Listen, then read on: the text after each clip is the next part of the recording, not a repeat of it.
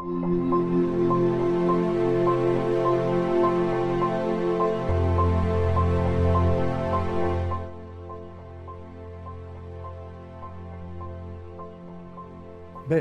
l'objectiu ha sigut bàsicament recollir qualsevol document que pugui portar-nos a tenir el màxim record de la història de Caldes des de el més antic possible.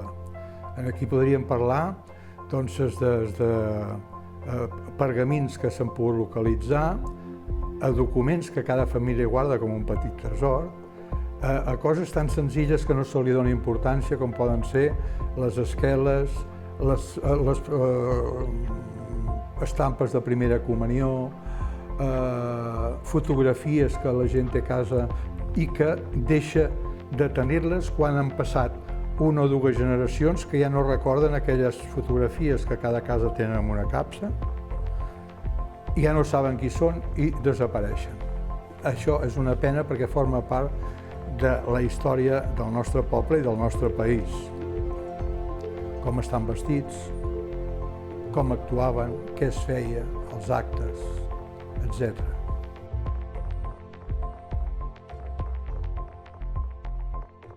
Després de pensar-nos-ho, un grup de gent que estàvem amb inquietuds per aquest tema, vam pensar que podria ser bo fer una exposició de fotografies antigues.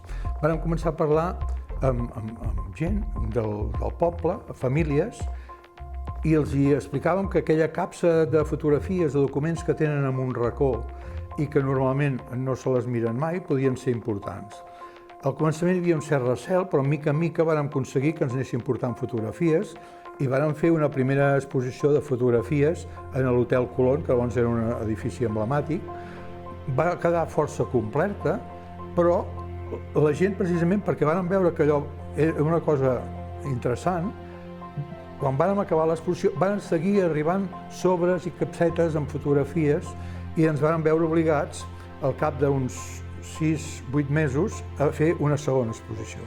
En aquesta segona exposició, quan vàrem anar a buscar algunes famílies les fotos que ens havien deixat en la primera, aquelles fotos ja havien desaparegut. L'avi ja no hi era, aquelles coses ja no era possible trobar-les.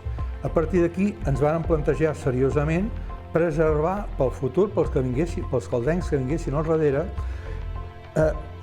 preservar aquests petits tresors. I vàrem arribar a la conclusió de fer un catàleg que al final es va convertir en un llibre i que, degut a la gran quantitat de fotografies que ens van arribar, al final vam haver de fer 2 llibres i el vàrem repartir, un amb el Caldes humà, la gent, què feia, etc., i l'altre el Caldes físic, les cases, els edificis singulars, etc.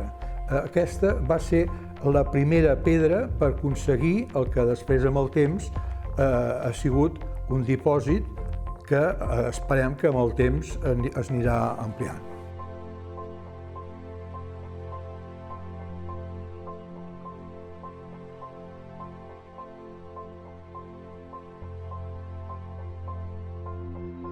Amb els anys hem aconseguit un espai propi dins del magatzem municipal de Caldes, un espai modest però que ens permet triar, condicionar, classificar i conservar tots els documents d'origen particular que recollim en aquest DDP, Dipòsit Documental Provisional.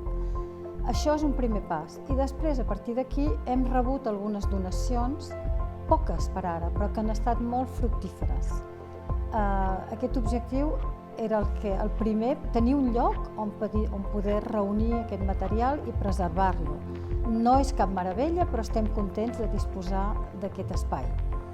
Els resultats fins ara han estat modestos, però sí que podem dir que hem col·laborat amb uns quants d'investigadors, entre els quals destacaria un, si cal en diré d'altres, però el més recent és la recuperació d'un arxiu d'un compositor i músic caldenc, poc conegut ara, però que va tenir la seva importància als anys 50 i 60, i gràcies a un estudiant de musicologia de l'Autònoma vam aconseguir recuperar tots els papers del mestre, la filla ens ho va cedir, i aquest noi va fer el seu pràcticum de musicologia fent l'inventari i estudiant cada un dels documents d'aquest arxiu. I a més, això ha donat va recuperar dins d'aquest arxiu un manuscrit inèdit del mestre sobre la sardana, sobre el qual en aquest moment s'està treballant per aconseguir editar-lo. Això en un primer temps.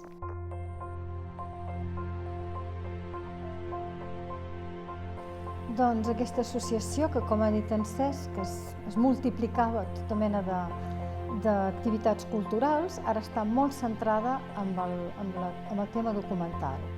Aleshores, el futur el veiem, hi ha tres camins,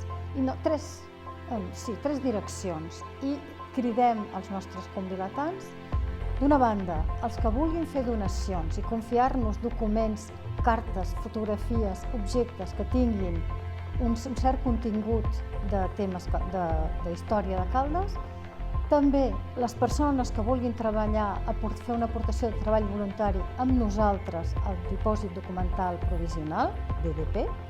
I tercer punt, i tercera direcció, els estudiants tant de l'Escola Sagrada Família com dels treballs de batxillerat, que mirin, que vinguin a consultar-nos i veure quina possibilitat tenen de fer un estudi petit i modest però sobre una història, sobre un tema del poble, local.